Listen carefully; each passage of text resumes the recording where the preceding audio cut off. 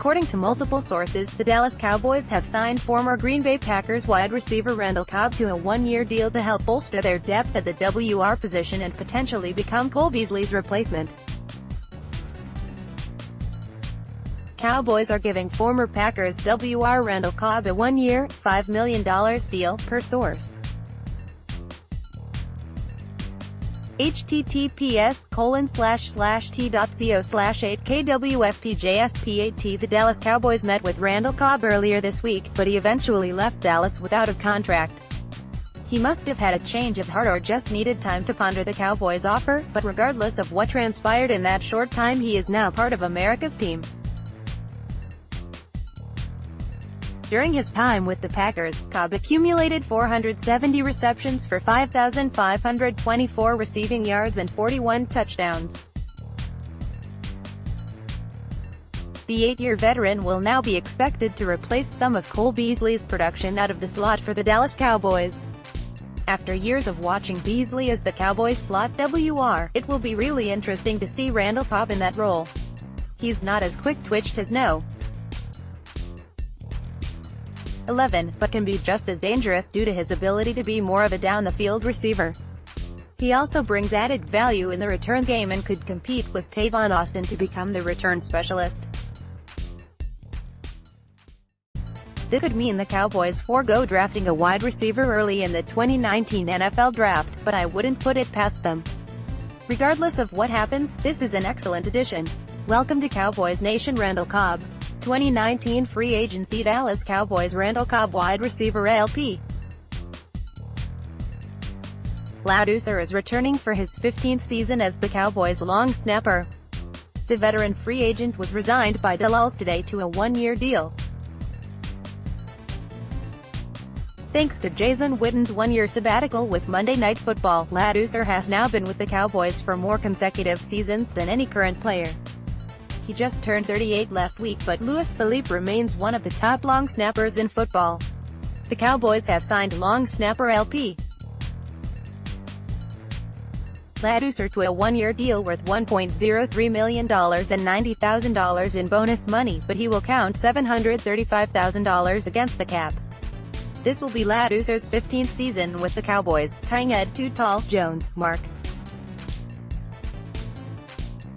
https://t.co/2id6rx7e Retaining Ladouceur is an underrated move for the Cowboys given their situation at kicker. Brett Maher was only 80% accurate overall on field goals last year. The team could be considering an upgrade in free agency. Whether they bring Maher back or try someone new, having a long snapper with Ladouceur's performance perfection will make things much easier for them. According to TMZ, Tyrone Crawford was involved in a brawl at a bar in Panama City, Florida last Friday night. The Dallas Cowboys defensive lineman and team captain was detained by police but apparently was not arrested. The level of Crawford's involvement has not been substantiated, but TMZ's report does have him shoving police officers at some point in the action. The incident was reportedly captured by surveillance equipment at the bar. Given that he was not arrested, one could assume that Tyrone was not one of the primary players in the melee. But that doesn't mean the NFL won't still review this matter as it relates to the personal conduct policy, and Cowboys fans know too well how fair that process can be. This is certainly not a story you'd expect to see attached to Tyrone Crawford, who has been a model citizen and leader since entering the league in 2012. Dallas elected to keep Crawford this season despite solid potential savings. He will count $10.1 million against their 2019 salary cap, which is high for his average production. However, he can play multiple positions and is one of their most experienced players. Even if Tyrone were to get suspended by the league, it likely wouldn't be more than a 1 or 2 game ban given his record and reputation. It shouldn't change anything about his status with the team. According to Ian Rapoport, the Dallas Cowboys have a meeting scheduled to visit with free agent safety Eric Berry Tuesday at the Star. Source: former.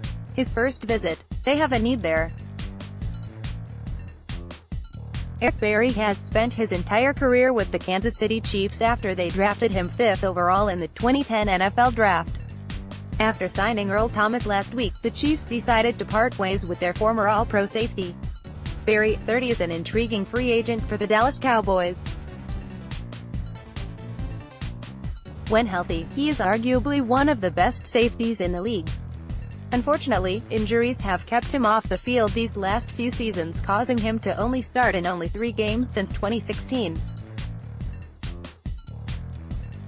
This is a move many of us expected to happen after the Cowboys decided not to get into a bidding war for Earl Thomas, a player linked to Dallas for over a year now. In Berry, Cowboys Nation would be getting a similar player with the same kind of red flags. Both Thomas and Berry have to be approached with caution due to their injury history the past few years. Depending on his asking price, Eric Berry absolutely makes sense for the Dallas Cowboys. He would be an upgrade over Jeff Heath and would pair well with the Cowboys' up-and-coming 3-year safety Xavier Woods. This is still just a visit, so we should probably get our hopes up that a signing is imminent. But I think we can all agree Eric Berry is exactly the right kind of guy Jason Garrett is always preaching about. He's a cancer survivor, 5-time Pro Bowler, an All-Pro player. What's not to like?